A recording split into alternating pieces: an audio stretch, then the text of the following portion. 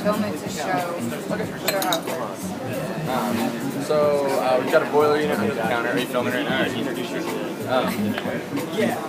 So we're taking hot water and steam off the boiler and pushing that into what essentially is a siphon crystal. So when I press fill on here, it's going to be pulling hot water and cold water, mixing them and bringing water at like a low warm temperature, like 130, 140 degrees. And then we're going to heat that using the steam off the boiler in this upper chamber right now up to the temperature that we want to brew at. So, okay.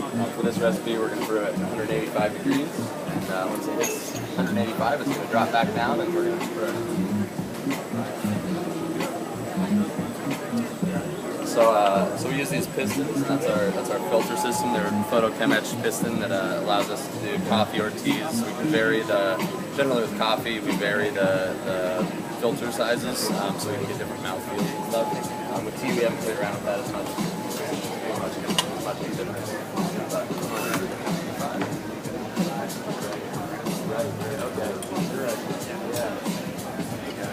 And then when I hit brew, it's going to use steam to pressurize the chamber and push it up through the siphon and through the filter and wet the tea. And then we agitate throughout the brew process to expedite or stir up the beverage. There's all these parameters that you can set, so the multiple agitations, the length of time, temperature, volume, all these are pre-programmed and savable, and you can have, many, you can have pretty much unlimited recipes in there. And they're also, right now we're actually using networked recipes from 7th Tea, and they use these machines, and all these are networkable, so I can actually access their recipes from their lab right through here. So if I go to 7th Tea, these are their recipes that we're using. So if they updated them, they're all cloud-based, so kind of allows you to control your product throughout the network. So this has a countdown. We've got 2 minutes left, and it tells us what degree we're at, and we're just going to go through its agitation cycles in the brew process, and at the end it's going to open. There's an actuator in here that opens this check valve, and the low pressure that's created from the steam that we're using to agitate, condensing, will just extract that through the filter, just like a siphon, coffee siphon. So, okay.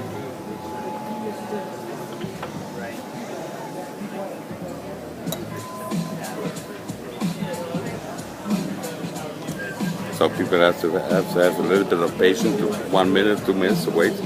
Yeah. Okay. Well, with any tea, it depends on what you have to steep. Yeah, different teas like for our, this is only a 90-second brew for this oolong.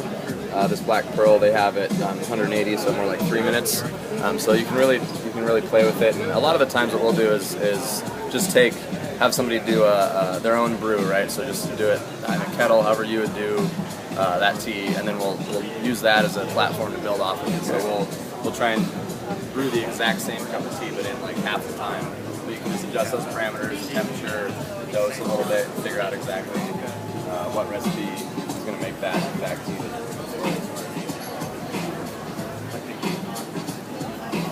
Well, when the time is over, the device gives you a signal, or you. It's pretty apparent. You'll see here. With 40 seconds left, it'll all come down to the bottom chamber, and at that point it's done brewing. And automatic. So you could come back in 10 minutes and it would still be there. Probably pretty warm, but it's pretty apparent when it's done. Okay. And then this is actually a beer tap that we use to open it up and just pours it out. Okay. So you'll see it's 19 seconds. Very nice left. and simple. I like it. And as with a 4-group machine like this, I could be starting all these other ones and kind of work down the line, so you can make cups a lot faster than 5 minutes a cup. Okay. Put out probably about 1 minute, 1 every 2 minutes. This is about to extract. Yeah.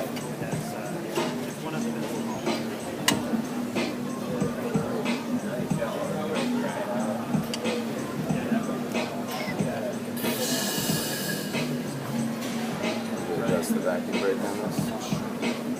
But so that's essentially it. So it comes down to the bottom, open it up, Perfect. Pour it out. Yeah. And then for cleanup. Okay, now the putty got it out. Okay. So we just pull the tea up into this ring. If there's a tea leaf or something, just give us a little wipe, close it up. Good though. I think we're at like a well round. It flushes itself out. get on the